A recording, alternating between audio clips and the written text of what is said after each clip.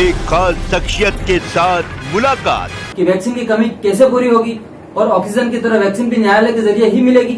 इस चर्चा पर बात करने के लिए हमारे साथ मेहमानों का एक खास पैनल जुड़ गया, जिसे आप देख पा रहे हैं। सुप्रीम कोर्ट के अधिवक्ता संजय के चड्ढा, सुप्रीम कोर्ट के द्वारा बनाए गए टास्क फोर्स के सदस्य डॉक्टर बप्ताज विश्वास, दिल्ली वैक्सीन सलाहकार समिति के सदस्य समीर पाटिल।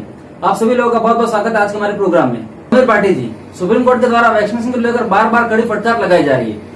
ऐसे में आपसे मेरा सीधा सवाल है कि इस कमी को कैसे जल्द से जल्द पूरा किया जाएगा और इसके लिए वैक्सीनेशन एडवाइजरी कमेटी ने क्या अहम कदम उठाए हैं? देखिए, बिल्कुल जिस तरह से हमारा जो वैक्सीनेशन ड्राइव शुरू हुआ था आपका जनवरी 16 से, उसके लिए फिर एक एसओपी बिल्कुल वेल डिफाइंड थी कि सबसे पहले हेल्थ केयर वर्कर को लगना है, फिर एल्डरली लोगों को लगना है, फिर 45 कोमॉर्बिड को, उसके बाद 45 को। उसके बाद क्या हुआ कि जैसे अप्रैल में हमने देखा कि अप्रैल के अंदर जो सेकेंड वेव आई, जिसका कि बिल्कुल हम कह रहे थे कि अनएक्सपेक्टेड, मतलब 10 दिन में ही नंबर इतने ज्यादा बढ़ गए। उस टाइम वैक्सीनेशन ड्राइव जो थी वो काफी इफेक्ट हुई। और उसके बाद एक चीज और अनाउंस हुई कि जो एक सेंट्रलाइज पॉलिसी थी वो भी डिसेंट्रलाइज हो गई।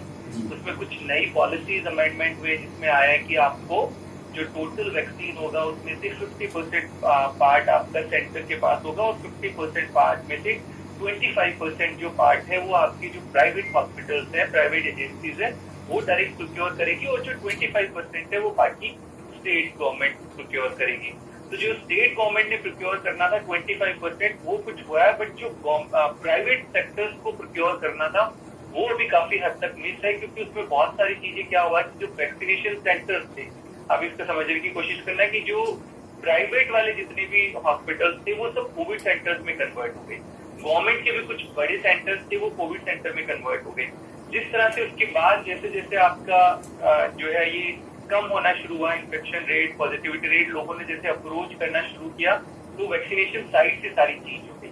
तो इसको तो बिल्कुल हम अंडरस्टैंड कर रहे हैं कि एसओपीज वेल डिफाइंड नहीं है और एसओपीज रोज चेंज हो रही है और एसओपीज भी डायनामिक होनी जरूरी है, क्योंकि अभी हमने देखा है कि इसमें बहुत सारी नई नई तरह की गाइडलाइंस आ रही है, मतलब यूनिवर्सली गाइडलाइंस इसके अंदर चेंज हो रही है। जैसे कि अभी बात की जो पैनलिस्ट ने भी बताया कि इसमें हम देख रहे हैं कि अभी हमारी जो कोविशील्ड वैक्सीन है जो सबसे ज्यादा लगी है, कि अगर मैं बात करूं कि हमारी जो 22 करोड़ के करीब जो वैक्सीनेशन हो चुका है उसमें मैक्सिमम कोविशील्ड है। कोविशील्ड के लिए जो गाइडलाइंस आई है कि उसमें जो अब आपका डोज का जो गैप है वो बढ़ गया है। हाँ, उसके बढ़ने के पीछे भी साइंटिफिक रीजन है, क्योंकि वो खुद हमने देखा काफी ग्रुप्स के अंदर इस तरह की स्टडी हुई है जिसके अंदर पाया गया है कि आप अगर वो डोज का गैप बढ़ाते हैं तो डेफिनेटली आपकी एंटीबॉडीज इंक्रीज होती है और वैक्सीन की एफिकेसी बढ़ती है। तो वो बात बिल्कुल करेक्ट है कि ठीक है।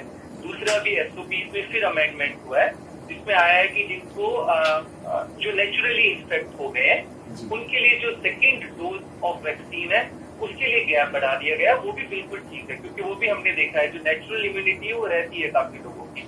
हमने भी बहुत सारे ग्रुप पे इस तरह से स्टडी की है कि जो फर्स्ट वेव में इन्फेक्ट हुए थे, सेकेंड वेव में इन्फेक्ट हुए थे, बहुत हद तक, मतलब दिल्ली की अगर मैं बात करूं तो दिल्ली में तो खैर 3 वेव्स आ चुकी हैं। जुलाई के अंदर पहला पीक आया, फिर सितंबर में आया, उसके बाद दिसंबर में भी अलग से पीक आया। उसमें जितने लोग इन्फेक्ट हुए थे काफी हद तक हमने देखा कि उनमें बहुत ज्यादा री इन्फेक्शन नहीं था। कुछ लोग हुए बट उनके अंदर माइल्ड आया, बट बहुत ज्यादा हद तक इस बार बिल्कुल फ्रेश केसेस थे।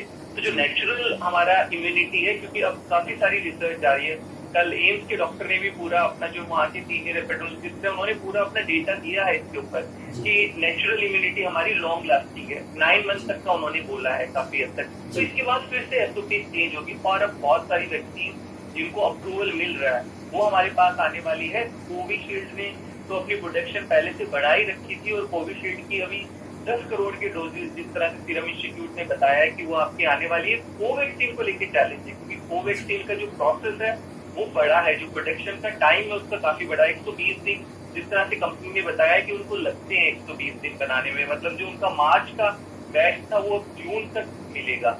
और दूसरा, अब कोवैक्सीन ने जो अपने टेक्नोलॉजी ट्रांसफर बाकी और दूसरी कंपनीज को दिए हैं, तो इसका प्रोटेक्शन अब बढ़ना शुरू होगा। और जैसे अभी पैनलिस्ट ने बताया भी कि बच्चों के लिए और थर्ड वेव की जो बात की, तो बच्चों के लिए भी जो अप्रूवल आपको कोवैक्सीन को मिला है उसका भी हम समझ रहे हैं कि लगभग 3 महीने लग जाएंगे हमें उस वैक्सीन को भी आने में।